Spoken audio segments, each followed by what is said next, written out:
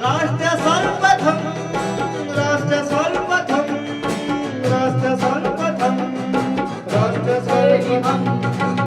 राष्ट्र सर्वप्रथम की बात ललित सुमन के साथ कार्यक्रम में नेशनल टीवी चैनल कात्यायनी पर आप सभी का स्वागत है। राष्ट्र सर्वप्रथम की बात में हम बात करेंगे राष्ट्र की, जो कोरोना के कारण राष्ट्र के सभी लोग परेशान हैं।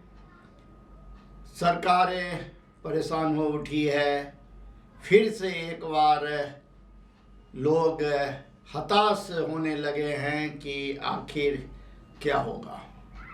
सरकार ने 10वीं की परीक्षा स्थगित कर दी है और 12वीं की परीक्षा का डेट आगे बढ़ा दिया है। अब आप अंदाज़ा लगा सकते हैं जो कि देश में क्या स्थिति फिर से एक बार कोरोना के कारण उत्पन्न हो गई है।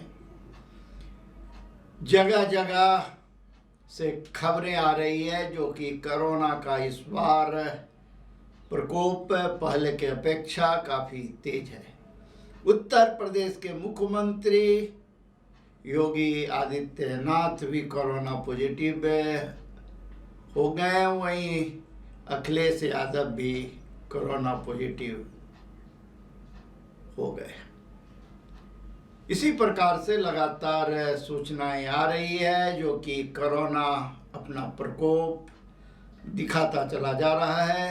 ऐसी परिस्थिति में सिर्फ और सिर्फ एक ही चीज़ हमें कोरोना से बचा सकती है, वह है कपड़े से बने हुए मास्क, 2 गज की दूरी और सफाई पर ध्यान। अगर हम इस पर गंभीरता से पालन करने में सफल रहे तो हम कोरोना को फिर से एक बार पराजित कर सकेंगे। पूर्व की तरह अगर इसमें हमने लापरवाही की तो इसके परिणाम भी हमें ही भुगतने होंगे। राष्ट्र सर्वप्रथम की बात ललित सुमन के साथ कार्यक्रम में हम आपको बता दें कि पॉल्यूशन के मामले पर एनजीटी अध्यक्ष जस्टिस AK गोयल की बेंच ने आदेश दिया है कि कोई भी औद्योगिक इकाई नियम तोड़कर फिर से शुरू न हो सके, इस पर निगरानी रखी जाए। मायापुरी, बवाना, ख्याला, उत्तम नगर और अन्य आसपास के इलाकों पर कड़ी नज़र रखने को कहा गया है और साथ ही कहा गया है कि फरवरी 2021 तक जिन औद्योगिक इकाइयों के कारण प्रदूषण का स्तर बढ़ा उनसे मुआवजा वसूला जाए।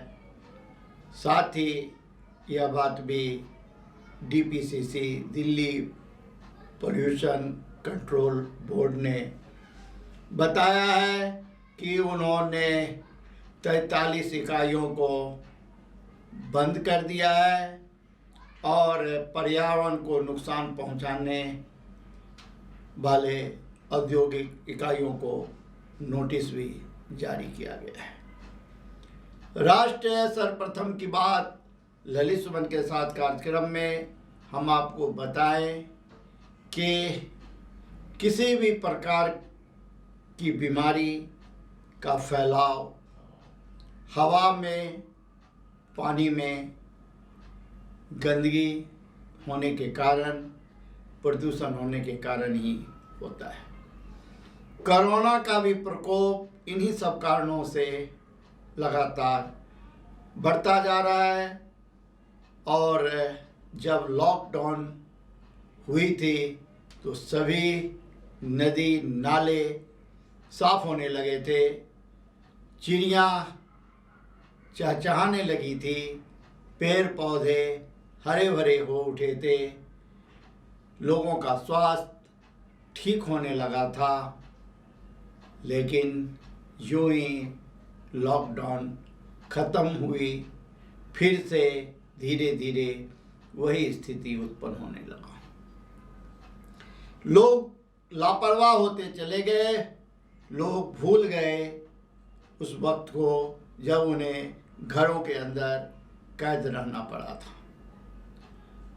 यह सत्य है कि लोगों के सामने रोजी रोजगार की एक गंभीर समस्या उत्पन्न हुई थी और वे फिर से एक बार रोजगार की खोज में निकले और उन्हें जगह जगह परेशानियों का सामना भी करना पड़ा।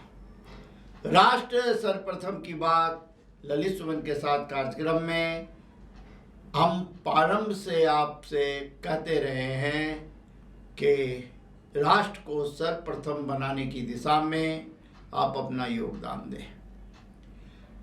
हम आपसे यह अपील करते रहे हैं कि यह राष्ट्र आपका है और राष्ट्र के अंदर आपके द्वारा जो राष्ट्रहित में योगदान किया जाता है वही सच्ची राष्ट्रभक्ति है। 8.5 लाख वीर बलिदानियों ने बलिदान दिया, तब जाकर यह देश आज़ाद हुआ। आज़ादी के अब 75वें वर्ष की शंखनाद हो चुकी है।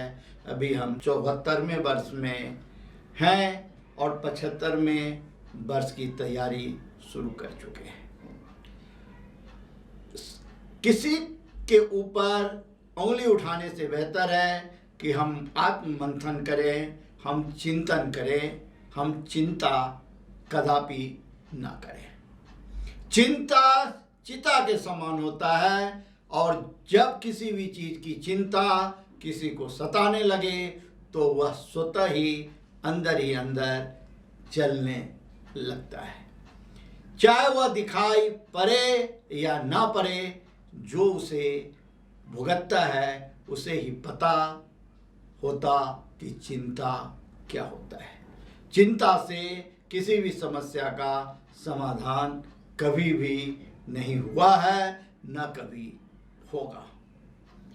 चिंता की जगह अगर आप चिंतन करते हैं तो आपको निश्चित रूप से सकारात्मक कोई न कोई रास्ता अवश्य मिलेगा जो आपको आगे बढ़ाने में मदद करेगा और उस चिंता से आपको मुक्ति दिलाने का काम करेगा। राष्ट्र सर्वप्रथम की बात ललित सुमन के साथ कार्यक्रम में हम अभी चलेंगे ब्रेक पर। छोटे से ब्रेक के बाद हम तुरंत लौटते हैं। आप कहीं जाए नहीं, इंतजार करें। 22 वर्षों से प्रकाशित मदर इंडिया पत्रिका, पढ़ते रहे देश दुनिया की खबरों के लिए।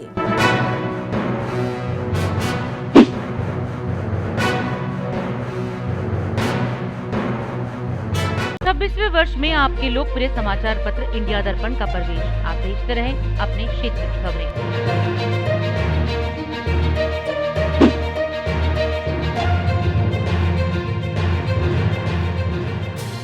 राष्ट्र सर्वप्रथम की बात ललित सुमन के साथ कार्यक्रम में ब्रेक के बाद आपका फिर से स्वागत है। राष्ट्र सर्वप्रथम की बात में हम ब्रेक पर जाने से पहले चर्चा कर रहे थे कोरोना और प्रदूषण के मसले पर, और बात हो रही थी चिंता और चिंतन की।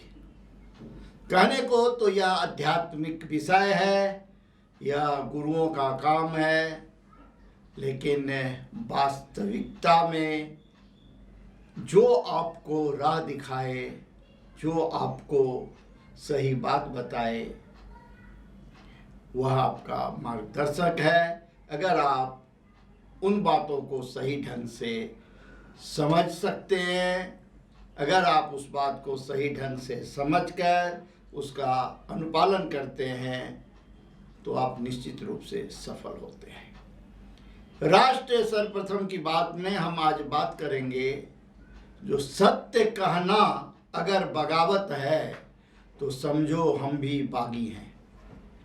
यह बहुत पहले कहा गया। जो लोग सत्य बोलते हैं, सत्य बड़ा तीखा होता है, क्योंकि वह सत्य है, और जब वो सत्य है तो किसी के लिए उपयोगी भी हो सकता है और किसी के लिए नुकसानदेह भी होता है। जिनके लिए उपयोगी है वे सत्य को मंत्र की तरह याद करते हैं, उसका अनुपालन करते हैं, उस पथ पर चलते हैं और विकास की दिशा में वे आगे बढ़ते हैं। उनकी कीर्ति बढ़ती है, समाज में उनका प्रतिष्ठा बढ़ता है और कानून की नज़र में वे सभ्य नागरिक कहलाते हैं। लेकिन जो सत्य के मार्ग पे नहीं चलते, जो झूठ फरेब का काम करते हैं, लोगों को गुमराह करने का काम करते हैं, लोगों की संपत्ति को हड़पने का काम करते हैं, जो सिर्फ और सिर्फ अपने स्वार्थ के लिए किसी भी प्रकार का अनैतिक कदम उठाने से बाज नहीं आते, वैसे लोगों को ना तो सत्य सुनना पसंद होता है, ना वो कभी सत्य के मार्ग पर चल सकते हैं, और सत्य बोलने वाला उन्हें सिर्फ और सिर्फ दुश्मन ही नजर आता है। जबकि वास्तविकता में सत्य बोलने वाला दुश्मन नहीं होता, वे अपना दुश्मन स्वतः होते हैं, क्योंकि कानून के हाथ बहुत लंबे होते हैं। कानून के साथ कोई खिलवाड़ नहीं कर सकता, कानून को कोई गुमराह नहीं कर सकता। आपको ऐसा लगता है जो कि आपने कानून को धोखा दे दिया, आपने कानून को ठग लिया, आप कानून को अपने तिकरम में पछाड़ दिया और आप विजयी हो गए। यह सिर्फ और सिर्फ आपके मन का भ्रम हो सकता है। यह आपके लिए कितना घातक होगा आप इसकी कल्पना भी नहीं कर सकते। और जब यह चीज़ आपके सामने आता है, सत्य जब अपना रूप दिखाता है, तो आपके पास पश्चाताप के भी शब्द नहीं होते, क्योंकि सत्य सत्य होता है, सत्य प्रकाश होता है, और प्रकाश होते ही अंधकार विलुप्त हो जाती है, अंधकार का साम्राज्य खत्म हो जाता है। प्रकाश में इतनी शक्ति होती है, और जब प्रकाश में इतनी शक्ति होती है तो आप अंदाज़ा लगा सकते हैं, आप कल्पना कर सकते हैं, आप चिंतन कर सकते हैं कि सत्य कितना शक्तिशाली होता है। आज हम आपको एक उदाहरण देंगे मर्यादा पुरुषोत्तम श्री राम का, और उदाहरण देंगे जो सभी विद्याओं में निपुण सर्वशक्तिशाली, जो भगवान शिव तक पर विजय प्राप्त कर लिया था, वरदान प्राप्त कर लिया था अपने तपस्या से, उस रावण के बारे में। राम के साथ उसका भाई लक्ष्मण था, और राम मर्यादा पुरुषोत्तम भगवान तो थे ही। जब वह मानव रूप में इस धरती पर आए और उनके साथ उनका भाई रहा, इतनी सारी समस्याएं उनके जीवन काल में हुई, लेकिन वे सभी पर विजय प्राप्त करते हुए मर्यादा पुरुषोत्तम श्री राम कहलाए। वही दूसरी ओर रावण सर्वशक्तिशाली, विद्वान और ज्ञानी होने के बावजूद अपने अहंकार के कारण, असत्य के मार्ग पर चलने के कारण अपने भाई विभीषण को खो दिया, और अंतोगत्वा अपने पूरे परिवार के विनाश का कारण बना। और विभीषण को शासन मिला, सत्ता मिला, सिर्फ इसलिए क्योंकि वह सत्य का दामन थामे रखा। राष्ट्र सर्वप्रथम की बात ललित सुमन के साथ कार्यक्रम में हम आज आपसे यहीं विदा लेते हैं। आप अन्य खबरों के लिए बने रहें।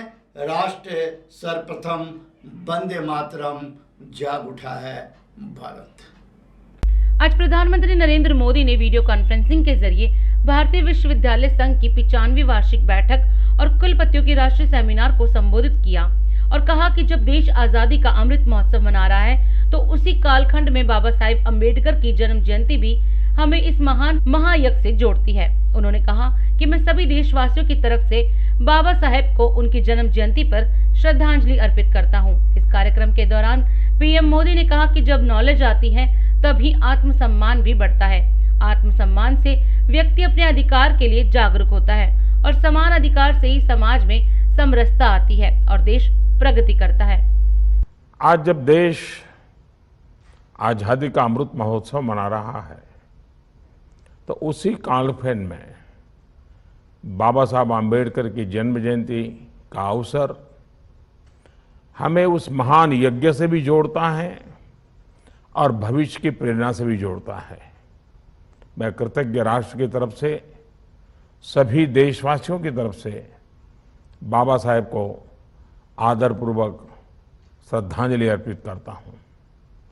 साथियों, आजादी की लड़ाई में हमारे लाखों करोड़ों स्वाधीनता सेनानियों ने समरस समावेशी भारत का सपना देखा था।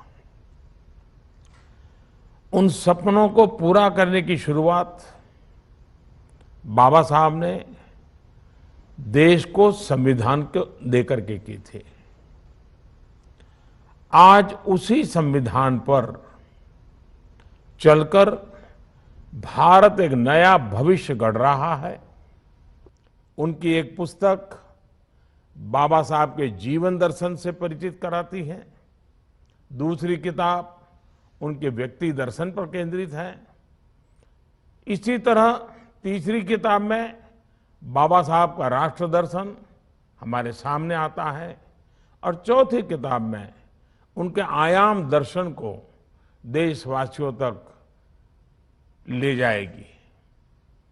ये चारों दर्शन अपने आप में किसी आधुनिक शास्त्र से कम नहीं है।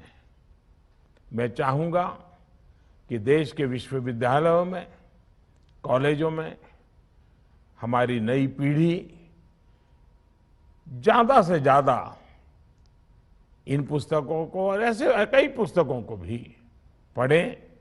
इन्हीं शुभकामनाओं के साथ मैं फिर एक बार आप सबको बहुत बहुत धन्यवाद देता हूं, नवरात्रि की शुभकामनाएं देता हूं।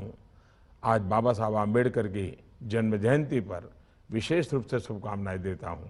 आज भारतीय संविधान के जनक, निर्माता और आजाद भारत के पहले न्याय मंत्री डॉक्टर भीमराव अंबेडकर की जयंती है। बाबा साहेब भीमराव अंबेडकर की 130वीं जयंती पर राष्ट्रपति रामनाथ कोविंद, प्रधानमंत्री नरेंद्र मोदी, गृह मंत्री अमित शाह, महाराष्ट्र के मुख्यमंत्री उद्धव ठाकरे और मध्य प्रदेश के मुख्यमंत्री शिवराज सिंह चौहान ने भी उनको नमन किया। दिल्ली के मुख्यमंत्री अरविंद केजरीवाल व अन्य नेताओं और अधिकारियों ने उनको श्रद्धांजलि अर्पित की। राष्ट्रपति रामनाथ कोविंद ने कहा कि भारतीय संविधान के प्रमुख शिल्पी बाबा साहेब डॉक्टर भीमराव अंबेडकर की जयंती पर उन्हें श्रद्धांजलि। डॉक्टर अंबेडकर ने समता मूलक न्यायपूर्ण समाज बनाने के लिए आजीवन संघर्ष किया। आज हम उनके जीवन तथा विचारों से शिक्षा ग्रहण करके उनके आदर्शों को अपने आचरण में ढालने का संकल्प लें। प्रधानमंत्री ने कहा कि समाज के वंचित वर्गों को मुख्य धारा में लाने के लिए उनका संघर्ष एक मिसाल बना रहेगा। तो वहीं मुख्यमंत्री अरविंद केजरीवाल ने कहा कि भारतीय संविधान के शिल्पकार भारत रत्न बाबा साहेब डॉक्टर भीमराव अंबेडकर जी की जन्म जयंती पर उन्हें सादर नमन। बाबा साहेब के विचार और आदर्श आज भी हम सबको प्रेरणा देते हैं। आपको बता दें कि 14 अप्रैल 1891 में मराठी परिवार में जन्मे डॉक्टर भीमराव का बचपन काफी संघर्ष भरा रहा। विषम परिस्थितियों में पढ़ाई करने वाले भीमराव को बचपन से ही कई तरह के भेदभाव भी झेलने पड़े थे। दलित समाज के उत्थान और उन्हें जागरूक करने में डॉक्टर भीमराव ने जो योगदान दिया उसे आज भी पूरी दुनिया याद करती है। हर साल 14 अप्रैल को डॉक्टर भीमराव अंबेडकर की जयंती मनाई जाती है। इसी अवसर पर आज दिल्ली प्रदेश कांग्रेस कमेटी कार्यालय में डॉक्टर भीमराव अंबेडकर जयंती कार्यक्रम आयोजित किया गया, जहां दिल्ली प्रदेश कांग्रेस कमेटी के अध्यक्ष अनिल चौधरी और पार्टी के अन्य कार्यकर्ताओं ने बाबा साहेब अम्बेडकर को श्रद्धांजलि अर्पित की। सर, आज जो भीमराव अम्बेडकर का जो मनाया जा रहा है, इस संदर्भ में आपका क्या कहना है सर? देखिए, आज बाबा साहब का जो जयंती है, पूरा देश आज उनको याद कर रहा है। आज अफसोस की बात है कि इस समय संविधान पर प्रश्न उठ रहे हैं और कहीं ना कहीं वर्तमान जो सरकार है उनके द्वारा संविधान में की गई व्यवस्था को खत्म करने की कोशिश की जा रही है। आज बाबा को याद करते हुए, आज उनको नमन करते हुए, आज कांग्रेस परिवार ही नहीं पूरा देश उनको याद कर रहा है और उनकी की गई व्यवस्थाओं को, उनके किए गए कार्यक्रमों को आज याद कर रहे हैं। सबसे पहले मैं बाबा साहब के चरणों में नमन करता हूँ। आज पूरा देश गौरवान्वित महसूस कर रहा है। बाबा साहब की 130वीं जयंती आज पूरा देश मना रहा है और उसी कार्यक्रम के अनुसार आज हमारे दिल्ली प्रदेश कांग्रेस कमेटी के अध्यक्ष चौधरी अनिल कुमार जी के नेतृत्व में, आज हमारे एससी विभाग के चेयरमैन भाई सुनील कुमार जी के नेतृत्व में आज हमने यहाँ दिल्ली प्रदेश कांग्रेस कार्यालय में बाबा साहब की, भीमराव अम्बेडकर जी की 130वीं जयंती हमने आज कार्यक्रम का आयोजन किया, जिसके अंदर तमाम कांग्रेस के कार्यकर्ता दिल्ली प्रदेश से आए हुए हैं और बाबा साहब को श्रद्धांजलि दे रहे हैं। राष्ट्र सर्वप्रथम की टीम और नेशनल चैनल कात्यायनी के चैनल हेड ललित सुमन ने भी डॉक्टर भीमराव अंबेडकर जी की जयंती पर उन्हें शत शत नमन किया। बिहार के मुख्यमंत्री नीतीश कुमार ने आज डॉक्टर भीमराव अंबेडकर की 130वीं जयंती पर नमन किया। मुख्यमंत्री नीतीश कुमार ने ट्वीट कर कहा कि बाबा साहब डॉक्टर भीमराव अंबेडकर जी की जयंती पर उन्हें शत शत नमन। आज हम सबको ये संकल्प लेना चाहिए कि उनके आदर्शों पर चलकर बेहतर समाज का निर्माण करें और विकसित बिहार के सपने को साकार करें। मुख्यमंत्री नीतीश कुमार के साथ बिहार के राज्यपाल फागू चौहान ने भी भारतीय संविधान के जनक डॉक्टर भीमराव अंबेडकर को श्रद्धांजलि दी। बिहार सूचना एवं जनसंपर्क विभाग से मिली जानकारी के मुताबिक मुख्यमंत्री नीतीश कुमार की अध्यक्षता में हुई बिहार विकास मिशन की शासी निकाय की बैठक में मुख्यमंत्री नीतीश कुमार ने अधिकारियों को तीसरे कृषि रोड मैप के कार्य को बचे हुए कार्यकाल में पूरा करने के निर्देश दिए। बिहार विकास मिशन के शासी निकाय की 8वीं बैठक के मौके पर माननीय मुख्यमंत्री श्री नीतीश कुमार ने निर्देश देते हुए कहा कि तीसरे कृषि रोड मैप के बचे हुए कार्यकाल में लक्ष्य को कितना प्राप्त कर पाए हैं और बचे हुए कार्यों को कैसे पूर्ण करें, इसकी समीक्षा करें। साथ ही उन्होंने सभी विभागों को निर्धारित लक्ष्यों के अनुरूप उपलब्धि हासिल करने हेतु मिशन मोड में काम करने का निर्देश दिया। मुख्यमंत्री श्री नीतीश कुमार ने अधिकारियों को निर्देश देते हुए कहा कि दुग्ध प्रसंस्करण की क्षमता को और बढ़ाएं, महिला दुग्ध सहकारी समितियों की संख्या बढ़ाने को लेकर जो निर्णय लिए गए हैं उस पर तेजी से काम करें। उन्होंने कृत्रिम गर्भाधान के अंतर्गत राज्य की जलवायु के अनुकूल गाय के नस्लों को बढ़ावा देने के लिए भी काम करने का निर्देश दिया। मुख्यमंत्री श्री नीतीश कुमार ने कहा कि हर थाली में एक बिहारी व्यंजन के सपनों को पूरा करना है। सिवान में चौर क्षेत्रों को विकसित करने को लेकर बेहतर कार्य किए जा रहे हैं। राज्य के चौर क्षेत्रों के विकास से कृषि क्षेत्र के कई अवयवों का उत्पादन बढ़ेगा और इसका लाभ किसानों को मिलेगा। इस संबंध में किसानों को प्रेरित करें। नवादा के जिला पदाधिकारी श्री यशपाल मीणा ने रोह प्रखंड के प्राथमिक स्वास्थ्य केंद्र में कोविड-19 वैक्सीनेशन कार्य की प्रगति का जायजा लिया। इस अवसर पर उन्होंने संबंधित पदाधिकारी को मास्क की अनिवार्यता, सोशल डिस्टेंसिंग का पालन, सैनिटाइजर का उपयोग एवं पंचायत रोस्टर के अनुरूप वैक्सीनेशन करने संबंधी आवश्यक दिशा निर्देश दिया। सिवान के जिला पदाधिकारी अमित कुमार पांडे ने समरनालय सभागार में अपर समाहर्ता, उप विकास आयुक्त, सिविल सर्जन, अनुमंडल पदाधिकारी एवं प्रखंडों के वरीय पदाधिकारी के साथ कोविड-19 से संबंधित कार्यों की समीक्षा की। अरवल की जिला पदाधिकारी सुश्री जय प्रियदर्शनी ने जिले के विभिन्न कोविड कंटेनमेंट जोन का निरीक्षण किया एवं संक्रमण से बचाव हेतु कई आवश्यक दिशा निर्देश दिया। बक्सर के जिलाधिकारी के निर्देशानुसार कोविड-19 संक्रमण की रोकथाम हेतु दंडाधिकारी एवं पुलिस पदाधिकारियों के द्वारा लगातार लोगों को मास्क पहनने एवं सोशल डिस्टेंसिंग पालन करने हेतु जिले में रोको टोको अभियान चलाया जा रहा है। अररिया के जिला पदाधिकारी श्री प्रशांत कुमार सीएच की अध्यक्षता में जन वितरण प्रणाली दुकान के चयन हेतु जिला चयन समिति की बैठक हुई। इस दौरान उन्होंने संबंधित अधिकारियों को दावा आपत्ति प्राप्त करने के लिए सूची का प्रकाशन निर्धारित समय सीमा के अंदर सुनिश्चित कराने का निर्देश दिया। जहानाबाद के जिला पदाधिकारी श्री नवीन कुमार की अध्यक्षता में तकनीकी समन्वय समिति की समीक्षा बैठक संबंधित पदाधिकारी एवं कार्यपालक अभियंताओं के साथ हुई। इस अवसर पर उन्होंने कार्य में प्रगति लाने तथा अपूर्ण योजनाओं को ससमय पूरा करने का निर्देश दिया। किशनगंज के जिला पदाधिकारी डॉक्टर आदित्य प्रकाश की अध्यक्षता में जिला परिषद सभागार में जिला समन्वय समिति की बैठक हुई। इस दौरान उन्होंने मुख्य रूप से पंचायत चुनाव 2021 की तैयारियों की समीक्षा की एवं आवश्यक दिशा निर्देश दिए। पूर्णिया के जिला पदाधिकारी श्री राहुल कुमार के द्वारा पूर्णिया पूर्व प्रखंड अंतर्गत अभियान किताब दान के तहत पुस्तकालय के बेहतर संचालन हेतु गठित पुस्तकालय कमेटी की अनुमंडल स्तरीय 3 दिवसीय प्रशिक्षण कार्यालय का उद्घाटन किया गया। सहरसा के जिलाधिकारी श्री कौशल कुमार ने बाढ़ के दौरान वितरण की जाने वाली सहायता राशि के संबंध में बाढ़ प्रभावितों की सूची तैयार करने से संबंधित समीक्षा बैठक की। इस मौके पर बाढ़ प्रभावित अंचलों के अंचलाधिकारी, अपर समाहर्ता तथा प्रभारी पदाधिकारी एवं आपदा प्रबंधन पदाधिकारी उपस्थित रहे। अब वक्त है देश दुनिया की धड़ाधड़ 10 खबरों का। आज नवरात्र का दूसरा दिन। मां ब्रह्मचारिणी के इस स्वरूप की पूजा करने से तप, त्याग, सदाचार और संयम आदि की वृद्धि होती है। देश में कोरोना वायरस संक्रमण के एक दिन में अब तक 1,84,372 नए मामले। कोविड-19 के बढ़ते मामलों के बीच महाराष्ट्र सरकार ने फिल्म और टीवी शूटिंग पर रोक लगाई है। दिल्ली के उपराज्यपाल और मुख्यमंत्री ने आज अंबेडकर को उनकी जयंती पर श्रद्धांजलि दी। महाराष्ट्र में कोरोना वायरस के बढ़ते कहर को देखते हुए उद्धव सरकार ने आज से मिनी लॉकडाउन लगा दिया है। आज रात 8 बजे से 15 दिनों का राज्यव्यापी कोरोना कर्फ्यू लगाने की घोषणा की। उत्तर प्रदेश के पूर्व CM Akhilesh Yadav corona virus से संक्रमित, घर में हुए क्वारंटाइन। दिल्ली हाई कोर्ट ने निजामुद्दीन मरकज में फिलहाल 5 लोगों को ही नमाज पढ़ने की इजाजत दी। दिल्ली में कुट्टू का आटा खाने से 400 लोग हुए बीमार, सभी अस्पताल में भर्ती। महाराष्ट्र में टैक्सी ड्राइवरों की सरकार से अपील, कुछ समय के लिए गाड़ियों की ईएमआई स्थगित की जाए। आज मायावती ने कहा है कि पलायन कर रहे श्रमिकों के रहने और खाने की मुफ्त व्यवस्था करे सरकार। कोरोना को लेकर सरकार का बड़ा फैसला, 10वीं की परीक्षा हुई रद्द, 12वीं के पेपर्स टाले गए, 4 मई से शुरू होनी थी परीक्षाएं। राष्ट्र सर्वप्रथम मजबूत कैसे बनेगा, इस संदर्भ में आप राष्ट्रवासियों को क्या संदेश देना चाहेंगे?